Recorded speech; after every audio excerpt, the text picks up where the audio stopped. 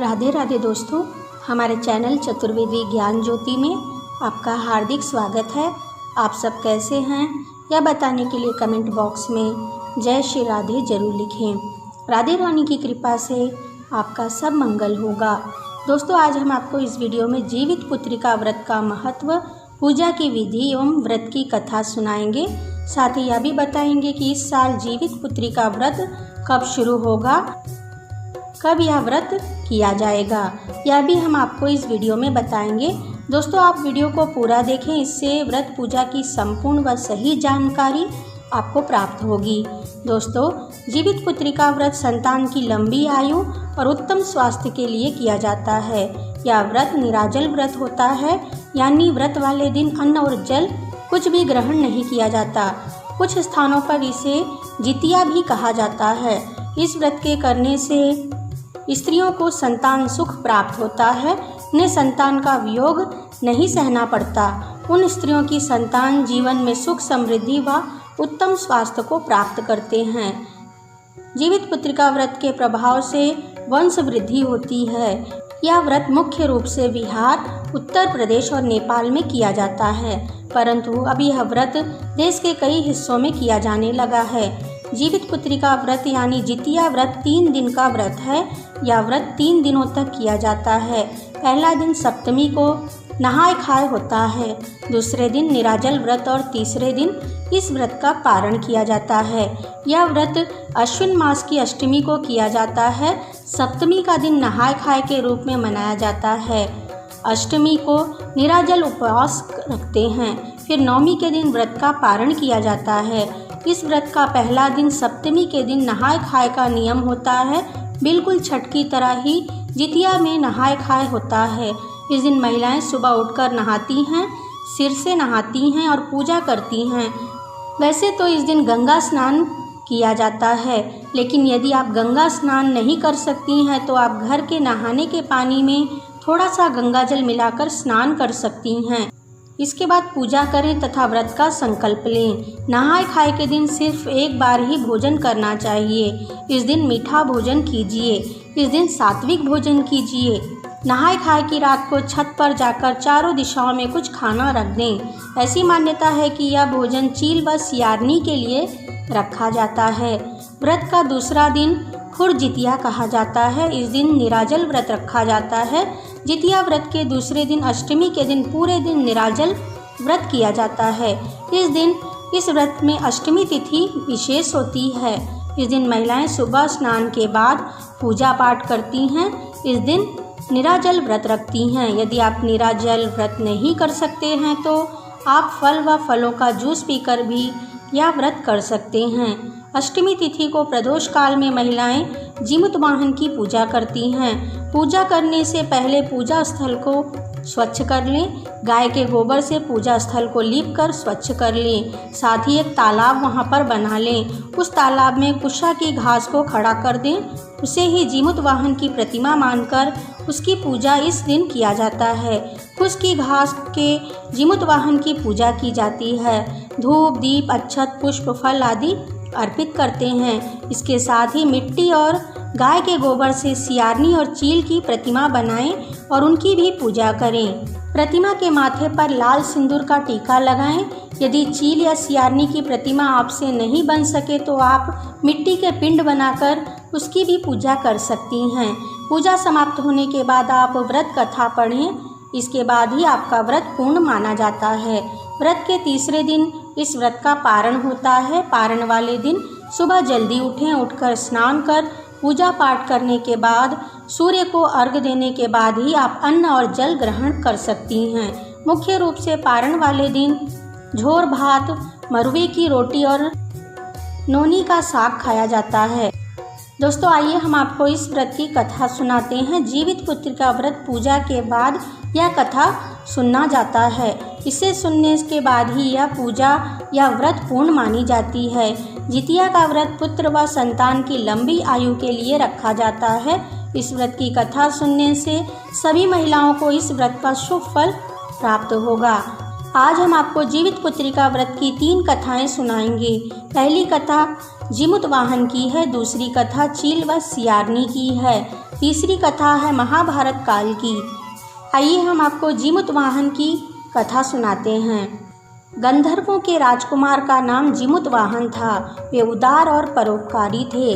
राजकुमार के पिता ने वृद्धावस्था में आश्रम में जाते समय जीमूतवाहन को राज सिंहासन पर बैठाया, पर राजकुमार का मन राजपाट में नहीं लगता था। वे राज्य का भार भाइयों पर छोड़कर खुद पिता की सेवा करने वन में चले गए। वहीं पर उनका विवाह मलयवती नामक राजकन्या से हुआ। जीमूतवाहन एक दिन वन में भ्रमण करते हुए काफ़ी आगे निकल गए। वहाँ एक वृद्धा विलाप करते हुए दिखाई दी। पूछने पर वृद्धा ने रोते हुए बताया, मैं नागवंश की स्त्री हूँ और मुझे एक ही पुत्र है। नागों ने पक्षीराज गरुड़ को वचन दिया है कि प्रत्येक दिन वे एक नाग को उनके आहार के रूप में देंगे। मेरे एक ही पुत्र है जिसका नाम शंखचूड़ है। आज उसे पक्षीराज गरुड़ के पास जाना है। इस पर जीमूतवाहन ने कहा कि तुम्हारे बेटे को कुछ नहीं होगा, मैं स्वयं पक्षीराज गरुड़ का आहार बनूंगा। तुम्हारे पुत्र की रक्षा मैं करूंगा। आज मैं स्वयं उसके लाल कपड़े पहनकर वध्यशिला पर लेटूंगा। वे बलि देने के लिए चुनी गई वध्यशिला पर लेट गए। नियत समय पर गरुड़ आए और वे लाल कपड़े में ढके जीमूतवाहन को पंजे में दमोच कर पहाड़ के शिखर पर जाकर लेकर बैठ गए।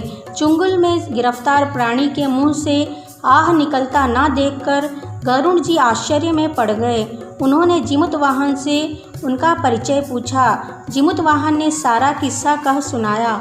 गरुड़ जी उसकी बहादुरी और दूसरों की प्राण रक्षा करने से बहुत प्रभावित हुए। प्रसन्न होकर गरुड़ जी ने जीमूतवाहन को जीवन दान दे दिया तथा नागों की बलि न लेने का वरदान भी दिया। इस प्रकार से जीमूतवाहन ने नागों की रक्षा की। इस घटना के बाद से ही पुत्रों की दीर्घ आयु और आरोग्य जीवन के लिए जीमूतवाहन की पूजा शुरू हुई। दूसरी कथा है चील और सियारनी की। नर्मदा नदी के पास एक नगर था, कंचनबटी। उस नगर के राजा का नाम मलयकेतु था। नर्मदा नदी के पश्चिम में बालूहट नाम की मरुभूमि थी, जिसमें एक विशाल पाकड़ के पेड़ पर एक चील रहती थी। उसके पास ही नीचे सियारनी भी रहती थी। दोनों पक्की सहेली थी। दोनों ने कुछ महिलाओं को देखकर जितिया व्रत करने का संकल्प लिया और दोनों ने भगवान श्री जीमूतवाहन की पूजा और व्रत करने का प्रण ले लिया। लेकिन जिस दिन दोनों को व्रत रखना था, उसी दिन शहर के एक बड़े व्यापारी की मृत्यु हो गई और उसका दाह संस्कार उसी मरुस्थल पर किया गया। सियारनी को अब भूख लगने लगी थी। मुर्दा देखकर वह खुद को रोक ना सकी और उसका व्रत टूट गया। पर चील ने संयम रखा और नियम व श्रद्धा से अगले दिन व्रत का पारण किया। फिर अगले जन्म में दोनों सहेलियों ने ब्राह्मण परिवार में पुत्री के रूप में जन्म लिया। उनके पिता का नाम भास्कर था। चील बड़ी बहन बनी और उसका नाम शीलवती था।